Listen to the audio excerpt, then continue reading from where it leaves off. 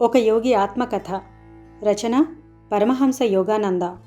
2వ అధ్యాయం చివరి భాగంలో యోగానంద గారు హిమాలయాలకు పారిపోవడం, అనంతుడు వెతికి తిరిగి ఇంటికి తీసుకురావడం, అమ్మ చనిపోయిన 14 నెలల తర్వాత అనంతుడు ముకుందుడికి అంటే యోగానంద గారికి వారి అమ్మ రాయించిన ఒక ఉత్తరంతో పాటు చిన్న పెట్టెను అందివ్వటం, ఆ ఉత్తరంలో ఉన్న అద్భుత విషయాల గురించి తెలుసుకున్నాం. అక్కడి నుండి మన ప్రయాణాన్ని ముందుకు సాగిద్దాం. అధ్యాయం 3, 7వ భాగం. 2 శరీరాలున్న సాధువు. నాన్నగారు, నన్నెవరూ బలవంతం చెయ్యకుండానే ఇంటికి వస్తానని నేను మాట ఇచ్చేటట్లయితే కాశీ చూసి రావడానికి నన్ను వెళ్ళనిస్తారా? ప్రయాణాలు చెయ్యడం అంటే నాకున్న గాఢమైన అభిలాషకు మా నాన్నగారు ఎప్పుడో కానీ అడ్డు చెప్పేవారు కారు. నేను కుర్రవాడిగా ఉన్నప్పుడే అనేక నగరాలు, యాత్రాస్థలాలు చూసి రావడానికి నాకు అనుమతి ఇచ్చేవారు. మామూలుగా ఒకరిద్దరు స్నేహితులు కూడా తోడుగా వచ్చేవారు. మేమందరం మా నాన్నగారు ఇచ్చిన మొదటి తరగతి రైల్వే పాసుల మీద సుఖంగా ప్రయాణాలు చేసేవాళ్ళం. రైల్వే ఉద్యోగిగా ఆయన నిర్వహించే పదవి మా ఇంట్లో ఉన్న దేశదిమ్మరులకు పూర్తిగా తృప్తికరంగా ఉండేది. నా కోరిక మన్నించే విషయమై తగిన విధంగా ఆలోచిస్తానని నాన్నగారు మాట ఇచ్చారు. ఆ మర్నాడు నన్ను పిలిచారు. బరైలీ నుంచి కాశీకి వెళ్ళి తిరిగి రావడానికి వీలుగా ఒక రైల్వే పాసు, కొన్ని రూపాయి నోట్లు, 2 ఉత్తరాలు ఇచ్చారు. కాశీలో కేదార్నాథ్ బాబు అని మా స్నేహితుడున్నాడు. అతనికి ఒక సంగతి తెలపవలసి ఉంది. దురదృష్టవశాత్తు అతని అడ్రస్ పోయింది. కానీ మా ఇద్దరికీ తెలిసిన స్నేహితులు స్వామి ప్రణవానంద గారని ఆ ఊళ్ళోనే ఉన్నారు. ఆయన ద్వారా నువ్వు ఈ ఉత్తరం అతనికి అందజేయగలవనుకుంటాను. ఆ స్వామి, నేను ఒకే గురువు గారి శిష్యులం. ఆయన ఆధ్యాత్మికంగా చాలా ఉన్నత స్థితిని అందుకున్నారు. ఆయన దర్శనం వల్ల నీకు మేలు కలుగుతుంది. ఈ 2వ ఉత్తరం నిన్ను ఆయనకి పరిచయం చెయ్యడానికి పనికొస్తుంది. ఇదిగో, ఇక నుంచి ఇల్లు విడిచిపోవడాలేవీ కుదరవు, గుర్తుంచుకో అంటూ ఉంటే నాన్నగారి కళ్ళు మెరిశాయి. నాకుండే 12 ఏళ్ల వయసుకు సహజమైన ఉత్సాహంతో బయలుదేరాను. కాశీ చేరిన వెంటనే స్వామివారి నివాసానికి వెళ్ళాను. ముందు తలుపు తెరిచి ఉంది. 2వ అంతస్తులో ఉన్న పొడుగాటి విశాలమైన గదిలోకి దారి తీశాను. కేవలం ఒక అంగవస్త్రం కట్టుకున్న కొంచెం లావుపాటి మనిషి ఒక ఆయన కొద్ది ఎత్తుగా ఉన్న వేదిక మీద పద్మాసనం వేసుకొని కూర్చొని ఉన్నారు. ఆయన తల, ముడతలు లేని ముఖము శుభ్రంగా నున్నగా ఉన్నాయి. ఆయన పెదవుల మీద పరమానందానుభూతిని సూచించే చిరునవ్వు చిందులాడుతుంది. పరిచయం లేని చోటికి చొరబడ్డానన్న సంకోచం నాలోంచి తొలగించడానికి ఆయన ఒక పాత స్నేహితుడిలాగే పలకరించారు. బాబా ఆనంద్. స్వాగత సూచకమైన ఈ పలకరింపు నిండు గుండెతో పసివాడి గొంతులోంచి వెలువడినట్టుంది. నేను వంగి ఆయన పాదాలు స్పృశించాను. ప్రణవానంద స్వామివారు మీరేనా అండి? ఆయన తల ఊపారు. నువ్వు భగవతి బాబుగారి కొడుకువా? ఆయన మాటలు నాన్నగారిచ్చిన ఉత్తరాన్ని నా జేబులోంచి తీసి ఇచ్చే వ్యవధి లేకుండానే బయటికి వచ్చేశాయి. నేను ఆశ్చర్యపోతూనే ఆ పరిచయ పత్రం ఆయనకు అందించాను. కానీ అదింకా అనవసరమే అనిపించింది. కేదార్నాథ్ బాబుగారు ఎక్కడున్నారో తెలుసుకుంటాలే నీకోసం. ఈ స్వాముల వారు తమ దివ్య దృష్టితో మళ్ళీ నన్ను ఆశ్చర్యంలో ముంచెత్తారు. ఆ ఉత్తరం వైపు ఒకసారి చూసి మా నాన్నగారిని గురించి ఆప్యాయంగా మాట్లాడారు. నేను 2 పెన్షన్లు అనుభవిస్తున్నాను, నీకు తెలుసా? ఒకటి మీ నాన్నగారి సిఫార్సు వల్ల వచ్చినది. ఒకప్పుడు నేను ఆయన దగ్గర రైల్వే ఆఫీసులో పనిచేశాను. 2వది పరమేశ్వరానుగ్రహం వల్ల వచ్చినది. ఆయన సేవలో జీవితంలో మానవుడిగా నేను చేయవలసిన పనులన్నీ చిత్తశుద్ధితో పూర్తి చేశాను. ఈ ప్రస్తావన నాకు బొత్తిగా అర్థం కాలేదు. పరమేశ్వరుడి దగ్గర నుంచి మీకు వచ్చేది ఎలాంటి పెన్షన్ అండి? ఆయన డబ్బేమైనా మీ ఒళ్ళో పడేస్తారా? ఆయన నవ్వారు. అంటే గాఢమైన ప్రశాంతి అన్నమాట. ఎన్నో సంవత్సరాలు గాఢంగా ధ్యానం చేసినందుకు నేను పొందిన బహుమానం. ఇప్పుడు నేను డబ్బు కోసం ఆశపడను. నాకున్న కొద్దిపాటి భౌతికావసరాలు సమృద్ధిగా సమకూరుతున్నాయి. ఈ 2వ పెన్షన్కున్న ప్రాముఖ్యం నీకు ముందు ముందు తెలుస్తుంది. మా సంభాషణను చటుక్కున తుంచేసి స్వామివారు గంభీరమైన నిశ్చల రూపులుగా మారిపోయారు. ఒక నిగూఢమైన వాతావరణం ఆయన చుట్టూ ఆవరించింది. మొట్టమొదట ఆసక్తికరమైనదేదో గమనించినప్పటి మాదిరిగా ఆయన కళ్ళు మెరిశాయి, తరువాత మందగించాయి. ఆయన అంత మితంగా మాట్లాడినందుకు నేను చిన్నబుచ్చుకున్నాను. మా నాన్నగారి స్నేహితుణ్ణి కలుసుకోవడం ఎలాగో అప్పటిదాకా నాకు చెప్పనేలేదు. నాకక్కడ ముళ్ళ మీద కూర్చున్నట్టుంది. ఇంక ఏం తోచక రవ్వంత విసుగుదలతో మేమిద్దరం మినహా ఖాళీగా ఉన్న ఆ గదిలో చుట్టూ కలియజూశాను. ఆయన కూర్చున్న బల్ల కింద పావుకోళ్లు నా కంటపడ్డాయి. చిన్నబాబు, గాభరా పడకు. నువ్వు చూడదలిచిన ఆయన ఒక్క అరగంటలో వచ్చి నిన్ను కలుస్తారు. ఆ యోగి నా మనస్సులో ఉన్నది ఇట్టే కనిపెట్టేస్తున్నారు. ఆ సమయంలో అది ఏమంత ఎక్కువ కష్టమైన అసాధారణ కార్యం కాదు. మళ్ళీ ఆయన అవగాహనకు అందని మౌనంలోకి వెళ్ళిపోయారు. 30 నిమిషాలు గడిచాయన్న సంగతి నా వాచి తెలిపేసరికి స్వామివారు లేచారు. కేదార్నాథ్ బాబు గారు గుమ్మం దగ్గరికి వస్తున్నారనుకుంటాను అన్నారాయన. ఎవరో మేడమెట్లెక్కి వస్తున్న చప్పుడు వినిపించింది. అప్పుడు నాలో నమ్మజాలనంత ఆశ్చర్యం పెళ్ళుబుక్కింది. నా ఆలోచనలు గందరగోళంగా పరుగులు తీశాయి.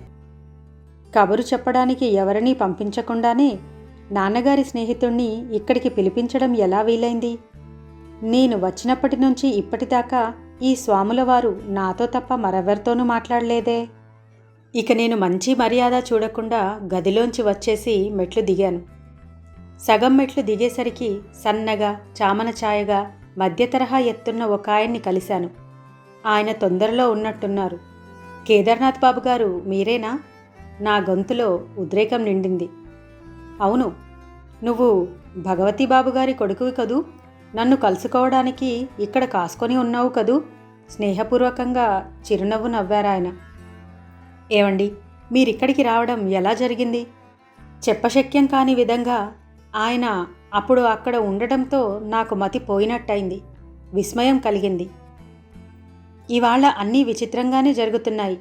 దాదాపు 1 గంట కిందట నేను గంగలో స్నానం పూర్తి చేసుకునే సమయానికి ప్రణవానంద స్వామివారు నా దగ్గరికి వచ్చారు. ఆ సమయంలో నేనక్కడ ఉన్నట్టు ఆయనకు ఎలా తెలిసిందో నాకు తెలియదు.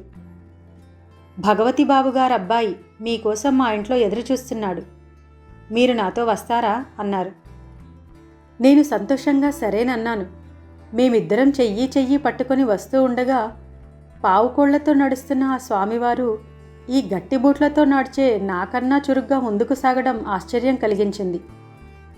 మా ఇల్లు చేరుకోవడానికి మీకు ఎంతసేపు పడుతుంది అంటూ చటుక్కున ఆగి అడిగారు నన్ను ప్రణవానందులు. సుమారు అరగంట. నాకిప్పుడు వేరే పనుంది. అప్పుడు ఆయన చూసిన చూపులోని మర్మం నాకు అర్థం కాలేదు. మిమ్మల్ని విడిచి నేను వెళ్ళాలి. మీరు వచ్చి నన్ను ఇంట్లో కలుసుకోవచ్చు. భగవతి బాబు గారు అబ్బాయి నేను అక్కడ మీకోసం ఎదురు చూస్తూ ఉంటాం. అలా కాదు అని అడ్డు చెప్పేలోగానే ఆయన టకటకా దూసుకు వెళ్ళిపోయి గుంపులో మాయమైపోయారు. నేను వీలైనంత తొందరగానే ఇక్కడికి నడిచి వచ్చాను. ఈయన ఇచ్చిన వివరణతో నాలో ఆశ్చర్యం రెట్టింపయింది. ఈ స్వామీజీ మీకు ఎంతకాలం నుంచి తెలుసునని అడిగాను. కిందటేడు కొన్నిసార్లు కలుసుకున్నాం, కానీ ఈ మధ్య కలవలేదు. మళ్ళీ ఇవాళటికి స్నానాల రేవులో కలుసుకున్నందుకు సంతోషించాను. నా చెవుల్ని నమ్మలేకపోతున్నాను. నాకు గాని మతిపోతోందా? మీకు ఆయన కలలో కనిపించారా, లేక యథార్థంగా ఆయన్ని చూసి ఆయన చెయ్యి ముట్టుకొని ఆయన అడుగుల చప్పుడు విన్నారా? నువ్వు అడగదలుచుకున్నదేమిటో నాకు అర్థం కావడం లేదు. కోపంతో ఆయన ముఖం జేవురించింది. నీతో అబద్ధమేమీ చెప్పడం లేదు. నువ్విక్కడ నా కోసం కాసుకొని ఉన్నావన్న సంగతి స్వామీజీ వల్లే తెలుసుకోగలిగానని అర్థమవడం లేదు. అదేమిటి? ఆయన ఆ ప్రణవానంద స్వామి గారు సుమారు 1 గంట కిందట నేను ఇక్కడికి వచ్చినప్పటి నుంచి నా కళ్ళ ముందు నుంచి కదలలేదే అంటూ మొత్తం కథంతా ఆయనకు బడబడా చెప్పేశాను. స్వామీజీకి నాకు జరిగిన సంభాషణ కూడా చెప్పాను. ఆయన కళ్ళు ఆశ్చర్యంతో పూర్తిగా విప్పారాయి. మనం ఈ భౌతిక ప్రపంచంలో ఉంటున్నామా, కలగంటున్నామా? నా జీవితంలో ఇలాంటి అద్భుతం చూస్తానని నేను ఊహించనే లేదు. ఈ స్వామి ఒట్టి మామూలు మనిషే అనుకున్నాను. ఈయన అదనంగా మరో శరీరం సృష్టించుకొని దాంతో పనులు చేసుకుంటున్నారని ఇప్పుడు తెలుస్తోంది. మేమిద్దరం కలిసి ఆ స్వాముల వారి గదిలోకి ప్రవేశించాం. ఆయన బల్ల కింద ఉన్న పావుకోళ్ల వైపు చూపించారు కేదార్నాథ్ బాబు. ఇవిగో స్నానాల రేవులో ఈ పాంకోళ్లే వేసుకున్నారు ఈయన అంటూ గుసగుసలాడారు. ఇప్పుడు కనిపిస్తున్నట్టే అంగవస్త్రం కట్టుకొని ఉన్నారు. వచ్చిన ఆయన తమ ముందు మోకరిల్లుతూ ఉండగా స్వాములవారు ప్రశ్నార్థకమైన చిరునవ్వుతో నా వైపు తిరిగారు. ఇదంతా చూసి ఆశ్చర్యపోతావెందుకు? ఈ దృశ్యమాన ప్రపంచంలో ఉన్న సూక్ష్మమైన ఏకత్వం నిజమైన యోగుల ముందు దాగలేదు. నేను ఈ క్షణంలోనే దూరంగా కలకత్తాలో ఉన్న నా శిష్యుల్ని కలుసుకొని వాళ్లతో మాట్లాడగలను. ఆ విధంగానే వాళ్ళు సంకల్పమాత్రం చేత స్థూల పదార్థం వల్ల కలిగే ప్రతి అవరోధాల్ని అధిగమించగలరు. ఈ స్వాముల వారు తమకు గల దూరదర్శన దూరశ్రవణ శక్తుల్ని గురించి నాకు తెలియచెప్పడం నా కిషోర హృదయంలో ఆధ్యాత్మిక ఉద్దీపన కలిగించడానికి చేసిన ప్రయత్నమే కావచ్చు. కానీ దాంతో నాలో ఉత్సాహం కలగడానికి బదులు భక్తిభావంతో కూడిన భయమే అనుభూతమైంది. భగవంతుడి కోసం నేను సాగించే అన్వేషణ శ్రీ యుక్తేశ్వర్ గారు అప్పటికింకా నేను ఆయన్ని కలుసుకోనే లేదు అని ఒకానొక గురువు ద్వారా కొనసాగించాలన్నది దైవ నిర్ణయమై ఉన్నందువల్ల ప్రణవానంద గారిని గురువుగా స్వీకరించడానికి నాలో సుముఖత కలగలేదు. నాకు ఎదురుగా ఉన్న ఆయన అసలైన ప్రణవానంద గారా లేకపోతే ఆయన ప్రతిరూపమా అని ఆలోచిస్తూ సంశయాత్మకంగా ఆయన వైపు చూశాను. ఆత్మోద్దీపన కలిగించే తమ చూపును నాపై ప్రసరింపచేయటం ద్వారా, తమ గురుదేవుల గురించి ఉత్తేజపరిచే కొన్ని మాటలు చెప్పడం ద్వారా ఆ స్వామివారు నాలో చెలరేగిన గందరగోళాన్ని తొలగించే ప్రయత్నం చేశారు. గమనిక: మానసిక శాస్త్రం ద్వారా యోగులు వెల్లడించిన శాస్త్ర నియమాల చెల్లుబడిని గురించి భౌతిక శాస్త్రం దాని పద్ధతిలో అది రూఢీ చేస్తోంది.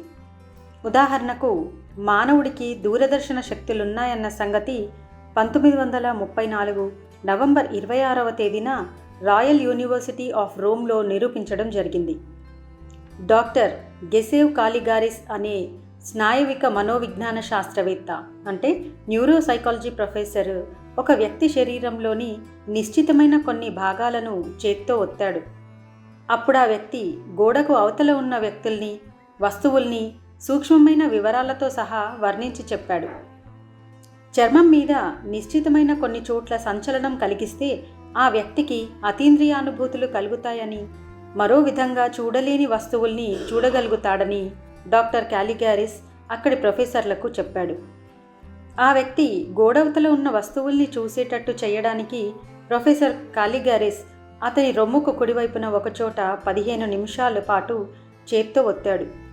శరీరంలో కొన్ని నిశ్చిత స్థానాల్ని సంచలింపచేసినప్పుడు మనుష్యులు కొన్ని వస్తువుల్ని అంతకు పూర్వం తాము చూసినా చూడకపోయినా ఎంత దూరమైన వాటినైనా చూడగలుగుతారని డాక్టర్ కాలిగారిస్ అన్నాడు.